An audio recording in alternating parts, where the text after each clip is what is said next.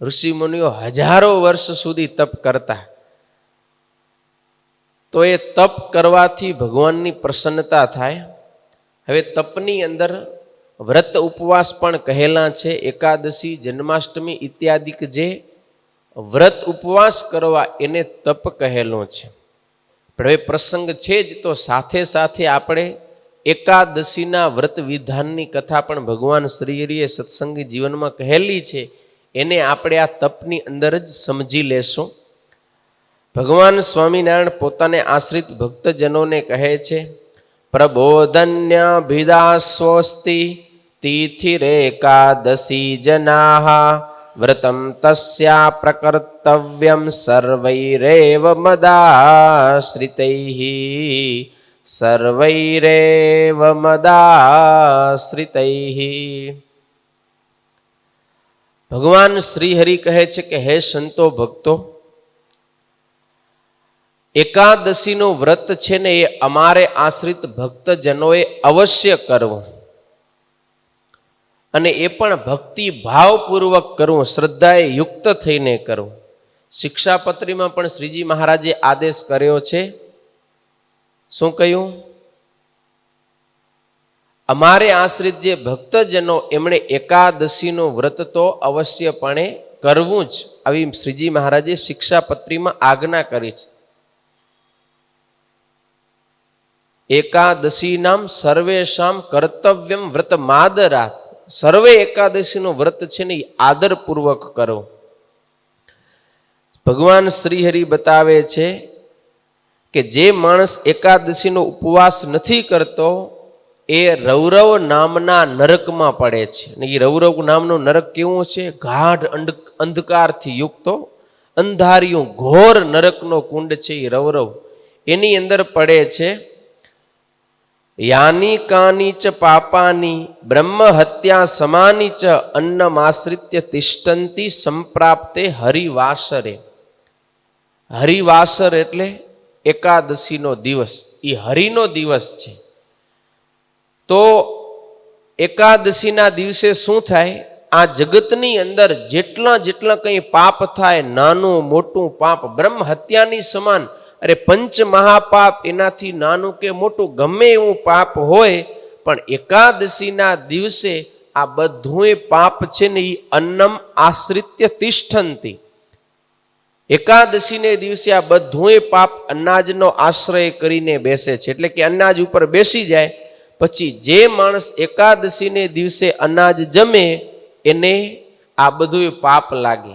એટલે એમ કહેવાય કે એકાદશીને દિવસે જે અનાજ જમે એ અનાજ નથી જમતો, પણ કોળીએ કોળીએ આખા બ્રહ્માંડમાં થતું પાપ જમે છે. માટે એકાદશીને દિવસે તો ક્યારેય અનાજ જમાય નહીં. એકાદશીને દિવસે અનાજ જમનારો કેવો છે? તો કયું? માતૃહા પિતૃહા ચૈવ ગુરુહા સચ ઉચ્યતે. એકાદશીને દિવસે અનાજ ખાય એ તો માતૃઘાતી છે, એટલે માતાની હત્યા કરનારો. પિતૃઘાતી, ગુરુઘાતી એટલે પિતા અને ગુરુની હત્યા કરવા સમાન એને બહુ મોટો પાપરૂપી દોષ લાગે છે. એટલે એકાદશીના દિવસે તો ક્યારેય પણ અનાજ જમાય નહીં. શાસ્ત્રની અંદર આપણે જોઈએ ને તો નાનું મોટું કંઈ પણ પાપ થઈ ગયું હોય ને એનું પ્રાયશ્ચિત બતાવવામાં આવ્યું છે. પંચ મહાપાપ થયા હોય ને, બ્રહ્મ હત્યા, કોકના સોનાનું ચોરી થઈ હોય, પછી દારૂ માંસનું ભક્ષણ કર્યું હોય, ગુરુ સ્ત્રીનો સંગ કર્યો હોય, આવા જે ભયંકર ભયંકર મોટા પાપ છે એનું પણ પ્રાયશ્ચિત એટલે કે એ પાપ થકી છૂટવાનો ઉપાય શાસ્ત્રની અંદર બતાવ્યો છે. પણ એકાદશીના દિવસે જે અનાજ જમે એનો જે પાપરૂપી દોષ લાગે એના થકી છૂટવાનો કોઈ ઉપાય ધર્મશાસ્ત્રની અંદર બતાવ્યો નથી. કારણ કે એ પાપ થકી છૂટી જ નથી શકાતો, એવડો મોટું એ પાપ છે. જો આ લોકની અંદર કોઈ દારૂનું પાન કરે ને, દારૂનું પાન કરનારો છે એ કેવળ પોતે જ મરી અને નરકમાં જાય, પણ દારૂ પીનારો બીજા કોઈને નરકમાં લઈ જતો નથી. પોતાનું એક કલ્યાણ બગડે, પોતે દુઃખી થાય. પણ એકાદશીને દિવસે જે અનાજ ખાય છે એના પૂર્વજો તો જો સ્વર્ગમાં ગયા હોય ને તો ત્યાંથી પણ ખેંચી અને નરકમાં પાડનારો થાય. એકાદશીને દિવસે અનાજ જમે એના પૂર્વજોનો ઉદ્ધાર થઈ ગયો છે, તો પણ એને ત્યાંથી પાછળ ખેંચી અને નરકમાં નાખે. આટલો મોટો એકાદશીને દિવસે પાપ ખાનારને દોષ લાગે છે. એટલા માટે ભગવાન શ્રી હરિ કહે છે, મનુષ્ય માત્ર આ એકાદશીનો વ્રત તો અવશ્ય કરવું. એમાં પણ વૈષ્ણવ પુરુષ સ્ત્રી ચ કુર્યાદ એકાદશી વ્રતમ. જે વૈષ્ણવ હોય એણે તો સ્ત્રી હોય કે પુરુષ ગમે હોય, પણ એકાદશીનું વ્રત તો અવશ્યપણે એણે કરવું ને કરવું જોઈએ. તો જ આપણે વૈષ્ણવ કહેવાઈએ, નહીતર વૈષ્ણવ કહેવાઈએ નહીં. જો વૈષ્ણવ સંતો આપણો ગુજરાતી ભાષા પ્રમાણે અર્થ કરે. વૈષ્ણવ એટલે શું થાય? 20 + 9, 20 + 9 કેટલા થાય? 29. 29 વ્રત જે કરે એને વૈષ્ણવ કહેવાય. તો 29 વ્રતમાં શું શું આવે? તો 24 એકાદશી. 12 મહિનાની કેટલી એકાદશી થાય? 24. તો 24 એકાદશી પ્લસ રામનવમી, જન્માષ્ટમી, વામન જયંતિ, નરસિંહ ચૌદસ અને શિવરાત્રિ, આ 5 વ્રત. 5 + 24 કેટલા થયા? 29. આ 29 વ્રત કરે એને સાચો વૈષ્ણવ કહેવાય. માટે આટલા વ્રત તો વર્ષ દરમિયાન અવશ્ય કરવા જ. આમાં કંઈ બાંધ છોડ ચાલે નહીં. આપણે વૈષ્ણવ છીએ, ભગવાનના ભક્ત છીએ, તો આટલા વ્રત અવશ્ય કરવા જોઈએ. હવે જગતની અંદર વદ પક્ષની એકાદશી અને સુદ પક્ષની એટલે કે અંજવારી એકાદશી ને અંધારી એકાદશી, આ બેમાં ભેદ કરે. ખબર ને? ઘણા એમ માને કે અંજુવારિયાની એકાદશી કરાય, અંધારિયાની કરવાની જરૂર નહીં. પણ શ્રીજી મહારાજ સમજાવે છે, યથા શુક્લા તથા કૃષ્ણા વિશેષો નાત્ર વિદ્યતે. જેવી સુદ પક્ષની એકાદશી છે એવી જ વદ પક્ષની એકાદશી છે. એમાં કાંઈ ઓછા વત્તા છે નહીં. બંને એકાદશી સમાન છે. માટે સુદ પક્ષની એકાદશી હોય કે વદ પક્ષની એકાદશી હોય, આ બંને એકાદશી અવશ્યપણે કરવી.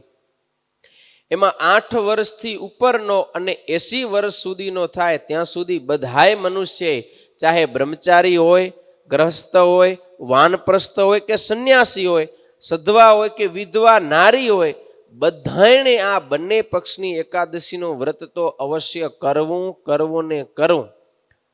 આમાં કાંઈ પણ બાંધછોડ ચાલે નહીં.